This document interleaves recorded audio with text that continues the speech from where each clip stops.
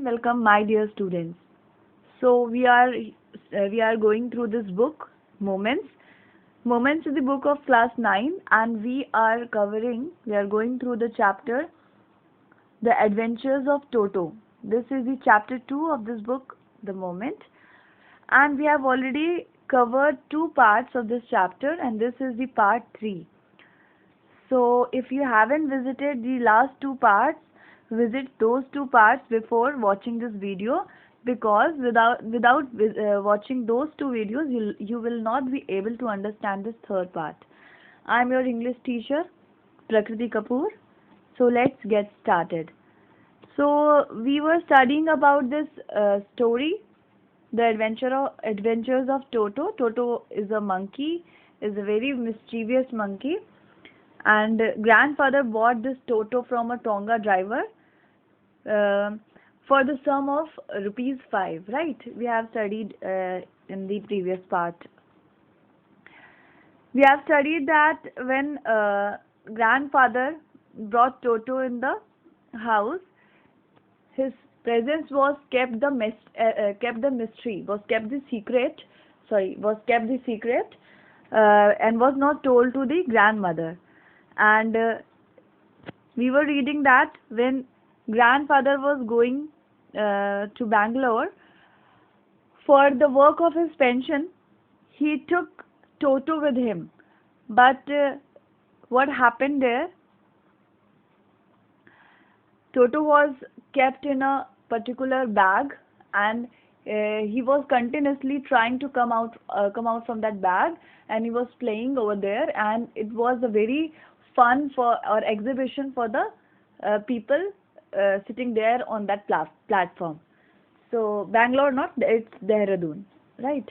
So हमने इसको पढ़ा भी था कि जो दादाजी हैं उसको लेके जा रहे थे अपने साथ में, और ये जो टोटो है बहुत बदमाशी कर रहा था, ये बैग से बाहर निकलने की कोशिश कर रहा था, और कंटिन्यूसली बाहर निकलने के उस प्रोसेस में वो या तो बैग को इधर उधर रोल करा रहा था या फिर कभी ऊपर नीचे जंप कर रहा था. तो इसकी वजह से जो जितने भी क्राउड था वहाँ पर, वो कंटिन्यूसली बहुत एंटरटेन हो रहा था, बहुत मज़ा आ रहा था उनको, और वो उसको एंजॉय कर रहे थे, राइट? तो अभी हम आगे बढ़ते हैं. क्या लिखा हुआ है? Toto remained in the bag as far as Saharanpur. तो टोटो जो है बैग के अंदर ही रहा जब तक दादाजी सहारनपुर पहुंचे. But while grandfather was producing his ticket eight railway turnstile, Toto suddenly poked his head out of the bag and gave the ticket collector a wide grin. तो जैसे ही वहाँ पर दादाजी पहुंचे देहरादून, और जैसे ही उन्होंने टिकट कलेक्टर को टिकट दिखाया, तब तक तो वो अंदर ही था, लेकिन एक अच्छे मौके पर उसने जो है उस बैग से अपना सर बाहर निकाला. अच्छा, यहाँ पर लिखा हुआ है कि रेलवे टर्नस्टिल का मतलब होता है एक दरवाज़ा जो गोल घूमता है. ऐसा नहीं होता कि आप रेलवे स्टेशन पे या कई जगह पर एक ऐसा दरवाज़ा होता है लोहे का सर्कुलर सा कि आप इधर से निकलते हो, घूम कर उधर से एंटर करते हो. तो टर्नस्टाइल एक गोल घूमने वाला दरवाज़ा होता है. और ये जो टोटो है उसने जो है अपना ही poked his head out of the bag suddenly. तो पोक्ड का मतलब होता है कि अपने सर को उसने क्या किया, बाहर निकाला, है ना. तो you have to remember this, you have to write this in your book itself, word meanings में. to poke का मतलब होता है to push out, है ना, to push out his head out of the bag and give the ticket collector a wide grin. तो grin का मतलब क्या होता है? smiling. तो स्माइलिंग, जब आप स्माइल करते हो और अपने दांत दिखा के स्माइल करते हो, तो उसे कहा जाता है ग्रिन. तो जैसे ही वो बैग से बाहर निकला और उसने एक अच्छी सी स्माइल दी, दांत दिखाते हुए जब उसने स्माइल दी, तो अब आगे क्या होता है वो हम देखते हैं. The poor man was taken aback. तो अबैक का मतलब होता है सरप्राइज्ड. थोड़ा सा जो है सरप्राइज हो गया, वो जो बेचारा टिकट कलेक्टर था वो थोड़ा सा सरप्राइज भी हो गया, डर भी गया. But with the great presence of mind and much to the grandfather's annoyance. तो प्रेजेंस ऑफ माइंड, अपना बहुत दिमाग लगाया, और एनोयंस का मतलब होता है थोड़ा सा ग्रैंडफादर को इरिटेट करने के लिए. एनोयंस का मतलब होता है इरिटेशन, टू क्रिएट इरिटेशन. तो ग्रैंडफादर को इरिटेट करने के लिए उसने क्या कहा? Sir, you have a dog with you, so you have to pay for it accordingly. तो क्या कहा उसने, टिकट कलेक्टर ने दादाजी से, कि सर आपके पास में एक डॉगी है, और आपके डॉगी होने के वजह से आपको डॉगी का कुछ एक्स्ट्रा चार्ज देना पड़ेगा. इन when did grandfather take Toto out of the bag? When का मतलब होता है बेकार में या व्यर्थ में, फालतू में। तो फालतू में ग्रैंडफादर ने टोटो को बैग से बाहर निकाला। और इन when did he try to prove that the monkey did not qualify as a dog? और फालतू में दादाजी इस बात को प्रूव करते रहे कि जो बंदर होता है वो कुत्ता नहीं होता है ना। तो कुत्ते की जो भी क्वालिटीज होती है उसको एक बंदर क्वालिफाई नहीं करता। तो ये एक बंदर है, कुत्ता नहीं है। I don't have a dog, I have a monkey, ये प्रूव करते रहे वो। और इवन एज अ क्वाड्रूप्ड, तो क्वाड्रूप्ड का मतलब होता है 4 फुटेड एनिमल, है ना, 4 पैर से चलने वाला जानवर। इवन एज अ क्वाड्रूप, मतलब ये जो बंदर है मेरा, ये 4 पैर से चलता भी नहीं है, इसलिए ये कुत्ता तो हो ही नहीं सकता। Toto was classified as a dog by the ticket collector, पर वो टिकट कलेक्टर नहीं माना। दादाजी की सारी कोशिशें व्यर्थ और बेकार चली गईं और टिकट कलेक्टर इस बात पे अड़ा रहा कि नहीं, ये बंदर नहीं, ये कुत्ता है, ठीक है। और टिकट कलेक्टर ने दादाजी से वो एक्स्ट्रा अमाउंट, एक्स्ट्रा चार्ज ले ही लिया। कितना पैसे ले लिया दादाजी से टिकट कलेक्टर ने? 3 rupees. 3 rupees was a sum handed over to his fare. तो टोटो के नाम पर 3 रुपए दादाजी को देने ही पड़े, क्योंकि वो टिकट कलेक्टर बिल्कुल भी मानने को तैयार नहीं हुआ। Then grandfather, just to get his own back, took from his pocket our pet tortoise and said, तो अब his own back का मतलब है कि यहाँ पर बदला लेना। अब दादाजी को बड़ी चिढ़ हो रही है कि बताओ, बंदर को जो है कुत्ता बनाकर तुम जो मेरे से एक्स्ट्रा पैसा ले रहे हो। तो दादाजी भी उससे बदला लेना चाहते हैं। तो दादाजी क्या कहते हैं कि अपने जेब में से, took from his pocket out our pet tortoise, दादाजी अपने जेब में से अपना पालतू कछुआ निकालते हैं और कहते हैं, व्हाट मस्ट आई पे for this since you charge for all animals? तो दादाजी कहते हैं कि मैं इस टॉर्टोइज के लिए क्या पे करूं आपको, क्योंकि आप तो हर जानवर का पैसा ले लेते हैं, बंदर को कुत्ता बता देते हैं आप, तो आप मुझे बताइए कि इस टॉर्टोइज के लिए मैं कितना पे कर दूं आपको। The ticket collector looked closely at the tortoise. तो टिकट कलेक्टर क्या करता है, बड़ी ध्यान से उस कछुए को, टॉर्टोइज को देखता है। Prodded it with his 4 finger. Prodded का मतलब होता है टू टच इट, या थोड़ा सा जैसे ना फिंगर के टिप से टच करना। तो प्रोडेड का मतलब होता है कि टू टच पॉइंटेडली, है ना, किसी चीज को बहुत गड़ा कर, टू टच पॉइंटेडली।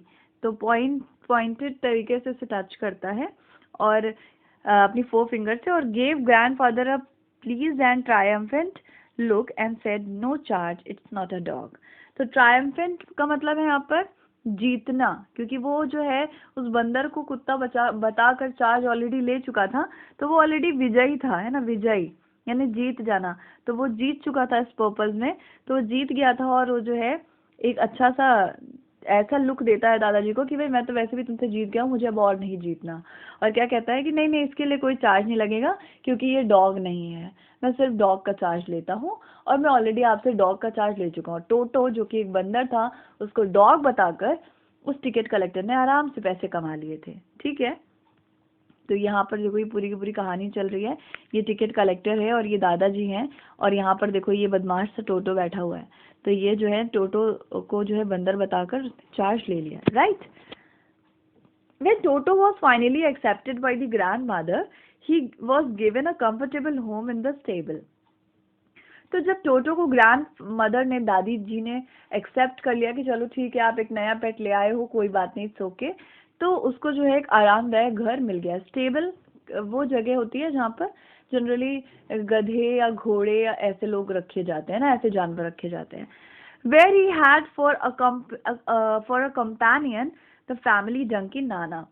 तो वहां पर एक उसका दोस्त बनाया गया, एक उसका साथी बनाया गया उस टेबल में रहने के लिए, जो एक डंकी था, जो घर का एक पालतू गधा था। और उस गधे का नाम क्या था? उस गधे का नाम था नाना, ठीक है। On Toto's first night in the stable, grandfather paid him a visit to see if he was comfortable. तो जिस पहली रात जब टोटो को उस गधे के साथ, नाना के साथ में रखा गया था, तो दादाजी ये चेक करने के लिए पहुंचे कि क्या टोटो वहां पर ठीक है, कंफर्टेबल है क्या। तो to his surprise he found Nana without apparent cause pulling at her halter and trying to keep her head as far as possible from the bundle of hay. तो उसने क्या देखा? उसने देखा कि जो नाना यानी कि जो गधा है, है ना, वो जो है समझ में नहीं आया उनको, कि सरप्राइज हुए वो देखकर कि नाना विदाउट अपेरेंट कॉज, अपेरेंट का मतलब होता है कि कोई भी क्लियर कॉज नहीं था, कोई खास जो कह सकते हैं ना क्लियरली समझ में आने वाला कोई कारण नहीं समझ में आया दादाजी को। और उन्होंने क्या देखा, उन्होंने देखा कि ये जो नाना है, जो गधा है, वो क्या कर रहा था, पुलिंग एट हर हेल्टर। तो ये हेल्टर का मतलब होता है रस्सी, हेल्टर मतलब होता है रोप। तो ये क्या कर रहा था, अपनी रस्सी को पीछे खींच रहा था, and trying to keep her head as far as from the bundle of hay का मतलब होता है ग्रास। तो वहां पर जो घास फूस रखी हुई थी, स्ट्रॉ वगैरह रखी हुई थी, उससे अपने सर को दूर करने की कोशिश कर रहा था और अपनी रस्सी को खींच रहा था। वो जो गधा है नाना, it is a female donkey.